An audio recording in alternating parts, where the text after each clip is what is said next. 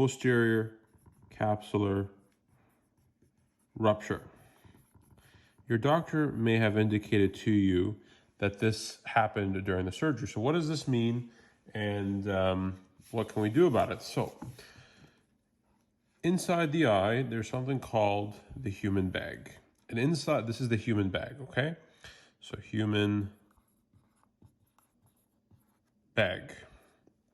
And inside the bag sits the cataract. This is the cataract that your surgeon has to remove. And so what your surgeon will do during the surgery is make a small little opening, just like that, remove the cataract. So we'll get rid of the cataract here. There we go. So cataract's being removed.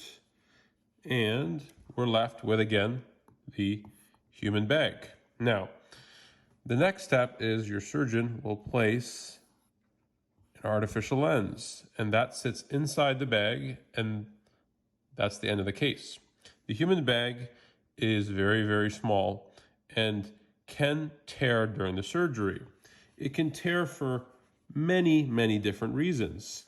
It can tear because there is an inherent weakness in the bag. So some patients have something called the posterior polar cataract, where often this region will break during surgery. And it's just because it's just naturally prone to breaking. And so this is what it would look like. The problem with a break in the bag is that your surgeon may not be able to put the implant inside the bag, because if you've got a little opening here, well, what's going to happen is that the implant will fall to the back of the eye. So I'm just going to go over one other thing here. So this is the eyeball. So you might ask, well, where does the bag actually sit? Well, it sits kind of in the middle part of the eye, okay? So again, cataract is here. Surgeon removes the cataract, makes that opening that we talked about. So here's the bag without the cataract. He puts the implant here and calls it a day. But like I said, if the bag is torn as such, well, the bag is no longer stable and the lens may fall to the back of the eye. And that will affect your ability to see because the lens needs to stay here. So what can we do? There's many different options, but I'm going to go over the most common option. So this is the human bag. If there is a tear in the human bag, again, either due to a congenital defect or due to accidental trauma. So during the surgery, there are instruments being used, okay? There's often two instruments, instrument A, instrument B, and there's a lot of infusion and aspiration going on. And sometimes with aspiration, you can develop something called a surge. And if that were to happen, the bag can come up like such, catch one of the instruments, and that causes the tear to break. So what are the options if there's a tear in the bag? Well, fortunately, there is a space called the sulcus space, and that's right in this region here. It's above the bag where you can place the lens. It's a special lens, a 3-piece lens. So what would that look like on a cross section? So here is the eyeball again. Here is the human bag. Okay, there's the tear right over here. So you can't put the lens in the bag anymore. So you can place it in the sulcus space. So here's where the lens sits, okay? So again, there's a tear in the bag. So you're placing the lens above the bag.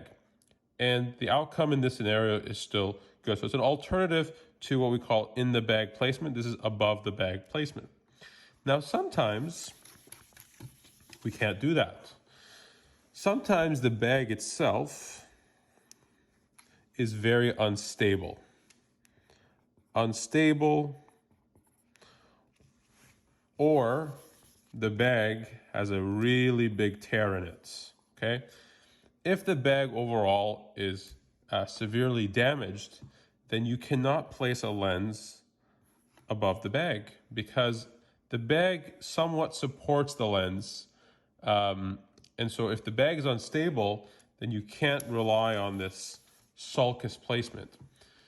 What you have to do instead is a more complex procedure, and I'm only going to focus on what we call suture fixation. So suture fixation means can't rely on the bag, so we're going to put a lens in. So again, let's assume that here's the bag, and we're going to say that this bag is unstable, it's got a big tear in it. So we still put the lens in the sulcus space, okay? But we can't call it a day because this lens is not stable long term. It's above the bag, but it's not stable because the bag itself is not stable. So what do we do in those cases is we have to give this lens some support. So what we can do is we can do one of two things. Now, the white part of the eye, the sclera, is on opposite sides here, okay? This is the sclera. You also have the iris here, okay? So what you can do as an alternative is you can use this lens that you've put in the eye, and you can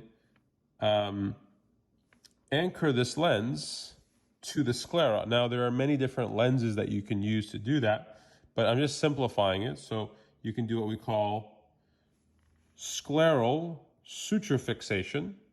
And so you're going to anchor the lens to the sclera with special sutures, either Prolene or Gore-Tex. The other option is you can fixate the lens instead of to the sclera, you can fixate it to the iris. That's another option. And so you would thread sutures to anchor to the iris. Or alternatively, this third method is not practiced as much as the other two procedures. The other option is you can put it in the anterior chamber. So it's called the anterior chamber lens. So it won't be in the sulcus space anymore. It'll be in the anterior chamber. So there are many different scenarios that we can use. But to summarize, in cataract surgery, in most scenarios, we put the lens in the bag, okay? Sometimes though, for several reasons, we cannot put the lens in the bag. So again, so this is in the bag, okay? Sometimes, as I said, if there is a violation, let's say there's a tear in the bag, another option is sulcus placement. Sulcus placement. Okay?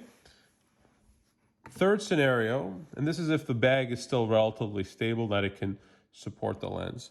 Third scenario, and again, this is in an unstable bag, is suture fixation. Suture fixation. And we can either do sclera or iris. So suture fixation, suture the lens either to the sclera or to the iris. Or the last scenario, again, here's the bag, there's a tear in the bag. The fourth scenario is we put it in the anterior chamber. There's a special lens for that. This is just a basic illustration. Now, there are many sub-variations, sub-techniques, Yamani technique, different techniques.